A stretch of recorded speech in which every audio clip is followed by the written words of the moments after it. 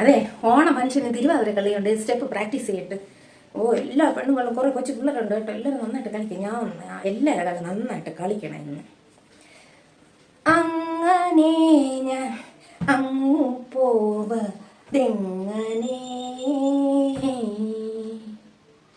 എങ്ങനെ അങ്ങനെയൊന്ന് കൈ മുന്നോട്ട് പോകുമ്പം കാല് മുന്നോട്ട് പോകണോ പിന്നോട്ട് പോകണോ?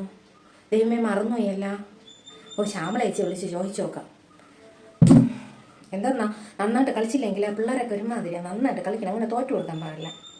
ഹലോ ഹലോ, ആ ശ്യാമളേച്ചി, നമ്മൾ തിരുവാതിര സ്റ്റെപ്പിലെ അങ്ങനെ എന്ന് പറഞ്ഞ് കൈ മുന്നോട്ട് പോകുമ്പം കാല് പിന്നോട്ട് പോകണോ മുന്നോട്ട് പോകണോ? ശരി ചേച്ചി, ശരി ശരി. കാല് മുന്നോട്ട് പോകണം. അങ്ങനെ അങ്ങു പോവതെങ്ങനെ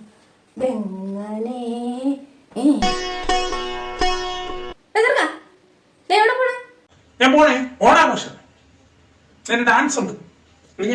ഓണാഘോഷോ? ഞാൻ മുടിയൊന്ന് വെട്ടി വൃത്തിയൊക്കെ കൊണ്ടുപോടാ. നാളെ താഴത്തെ ലീല ചോദിക്കണത് ഈ മുടി എന്തൊരു കുരുവി കൂടാന്ന്. ഞാൻ പറഞ്ഞു ഇപ്പോഴത്തെ സ്റ്റൈലാണെന്ന്. അവന്റെ ഐഡന്റിറ്റി അതാണെന്ന് ഞാൻ പറഞ്ഞു. സൂപ്പർ ഡാൻസ് ആണ്. ശരി ശരി, മക്കൾ പോയിട്ട്. അമ്മ എന്ത് ചെയ്യണ? അമ്മ തിരുവാതിരക്കളി പ്രാക്ടീസ് ചെയ്തിട്ട്. ഓ, കുടുംബശ്രീ ഓണാഘോഷവും പോണേ. ഞാൻ ലേറ്റാ. നീ ആ ഡപ്പ് ചെയ്ത പൈസ എടുത്ത് തലയിൽ വെച്ചിട്ടുണ്ടോ? ഞാൻ നോക്കട്ടെ. ഇങ്ങോട്ടോ. ആ കുരുവി കൂടിനകത്ത് എത്ര രൂപ വെച്ചിരുന്നാലും അറിയില്ല. ഞാൻ പൈസ ഒന്നും എടുത്തില്ല. നോക്ക്. ശരി ശരി, സമയല്ലേ എനിക്ക്. അങ്ങനെ അങ്ങു പോവ അങ്ങനെയെന്ന് കൈ മുന്നോട്ട് പോകുമ്പം കാല് പിന്നോട്ട് പോകണോ മുന്നോട്ട് പോകണോ? എന്തിരുന്നോ ശ്യാമളേച്ചി പറഞ്ഞല്ല, അത് വീണ്ടും മറന്നു. ഈ ചെറുക്കൻ കാരണം എനിക്ക് കൂടെ വിളിച്ച് ചോദിക്കട്ടെ. മറന്നു പോണു.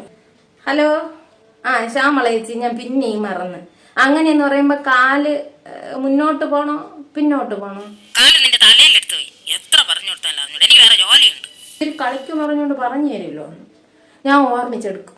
അങ്ങനെ ഞാൻ എങ്ങനെ അയ്യോ ഞാൻ എങ്ങനെ കാല് മുന്നോട്ട് പോകണോ പിന്നോട്ട് പോകണോ? മറന്നു.